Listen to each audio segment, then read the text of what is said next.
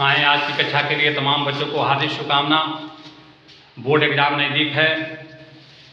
आए कुछ बच्चों के द्वारा दिया गया प्रश्न जो आपके परीक्षा के लिए बड़ी उपयोगी, जो ट्रिगो से दिया गया है। प्रश्न है कि यदि tan थीटा बराबर 0.75 तो sin थीटा का मान निकालें।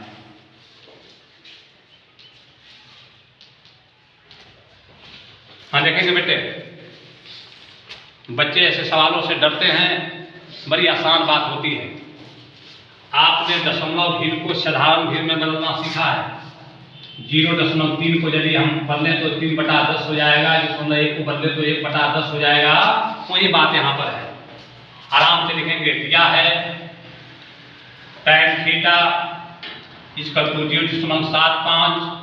आराम से इसको सारा में कर लेंगे, 75/100 हो जाएंगे। जानते हैं दशमलव को 1 माना जाता है। बाद में 2 अंक है, 2 जीरो कटाएंगे, 25 या 75, 25 चौका 100। आराम से 3/4 आ गया। और आप बेटे जानते हैं कि tan थीटा बराबर होता है P/B यानी लंब बटा आधार। इसमें P हो गया, लंब हो गया 3, B हो गया 4।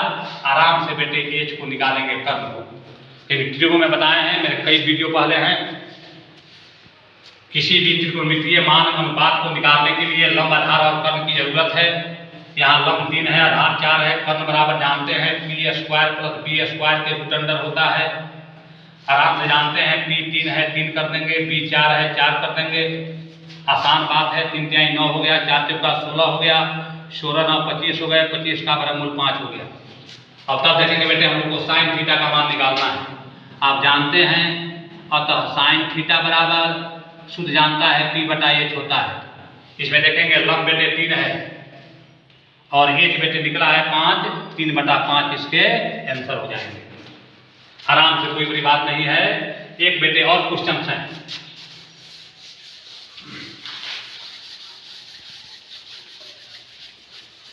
एक नंबर सिस्टम का बड़ा बढ़िया प्रश्न समझेंगे। जांच कीजिए कि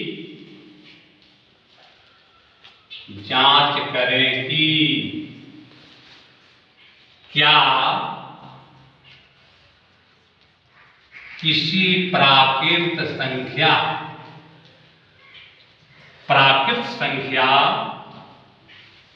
n के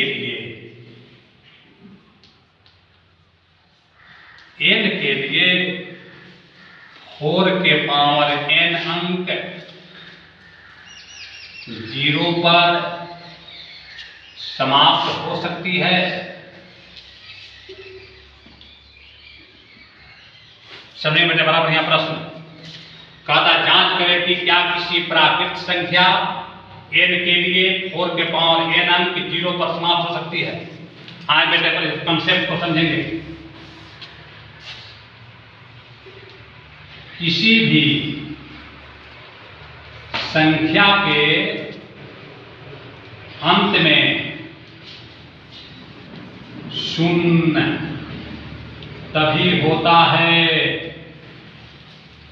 जब 2 और 5 के धनात्मक घात इसके गुणनखंड हों।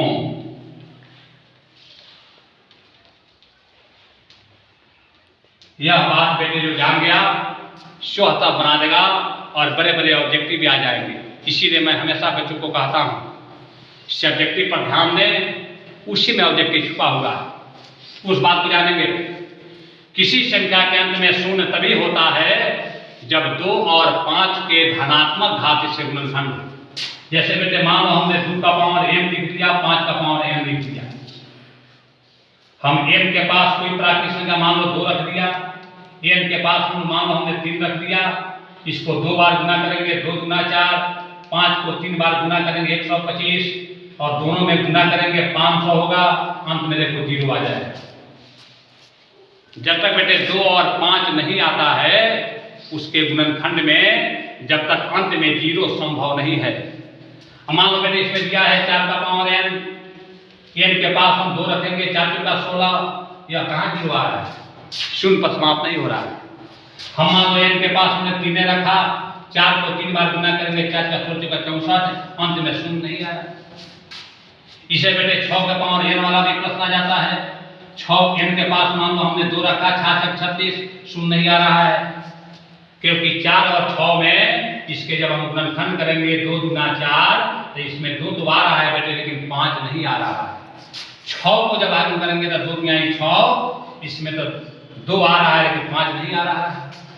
और यह बेटे बनाने वाला आप जानते हैं, बनाने वाला वह गणितज्ञों का राजकुमार,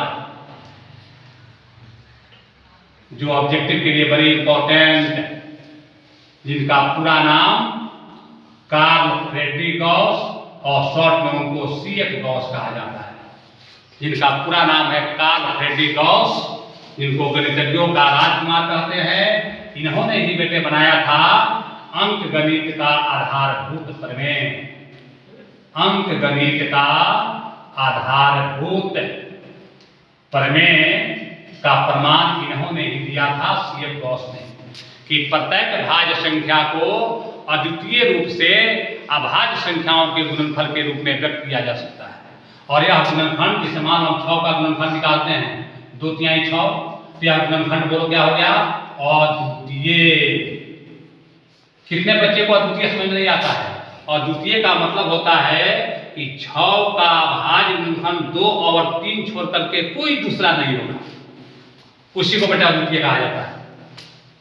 ये समान में यहाँ 10 का गुणनखंड हो गया, 2 गुना 5, 2 बचे 10, यह भी अद्वितीय हो गए, क्योंकि 10 का अभाज्य गुणनखंड 2 और 5 को छोड़कर दूसरा हो नहीं सकता है, क्योंकि 10 जो हो गया बेटे वह भाज्य संख्या हो गया और 2 5 की अभाज्य संख्या हो गया।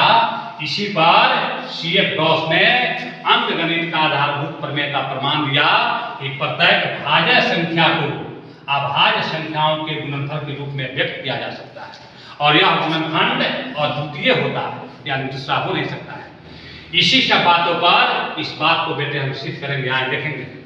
बड़ा ही सुंदर प्रश्न, दिमाग को आगे बढ़ाने वाला, ब्रेन को आगे बढ़ाने वाला और विद्वता को आगे बढ़ाने वाला प्रश्न।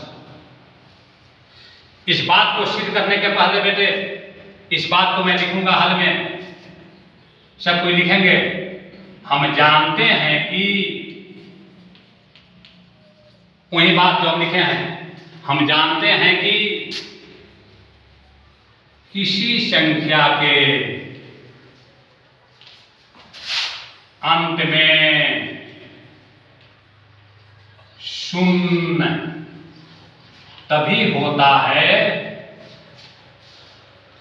जब 2 और 5 के धनात्मक घात, यानी पावर प्लस होना चाहिए, धनात्मक घात इसके गुणनखंड हो।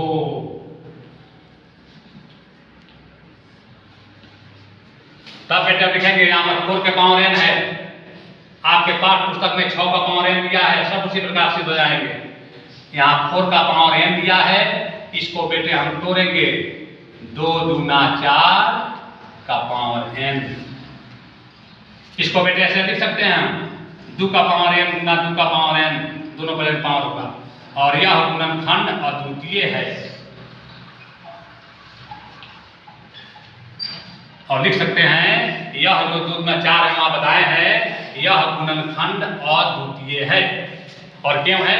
अंक गणित का प्रमेय आप जानते हैं, तो यहां लिखेंगे, चूंकि 5 4 के पावर n का गुणनखंड संभव नहीं है। 4 को बेटे कैसा हो गुणनखंड करोगे, 2 तो आ जाएगा, लेकिन 5 संभव नहीं है। और यहाँ स्पष्ट बता रहा है कि जब 2 और 5 के धनात्मक घात से गुणनखंड, तब 5 जो है, चूंकि 5 4 के पावर n का गुणनखंड संभव नहीं है। यदि मान लो 6 के पावर n वाला आपसे पूछता है, तो यहाँ पर 2 तिहाई 6 कर देंगे और वही बात को लिखेंगे कि 5 6 के पावर n का गुणनखंड संभव नहीं है। सब बातें बन गई। 5 4 के पावर n का गुणनखंड जब संभव नहीं है, अतः इसी को आप देख कर लिखेंगे, अतः 4 के पावर n अंक 4 के पावर n अंक जीरो पर कुछ नहीं रखना है, प्रश्न में देखना है। 4 के पावर n अंक जीरो पर समाप्त नहीं हो सकती है। इसी के साथ आज की कक्षा समाप्त होती है।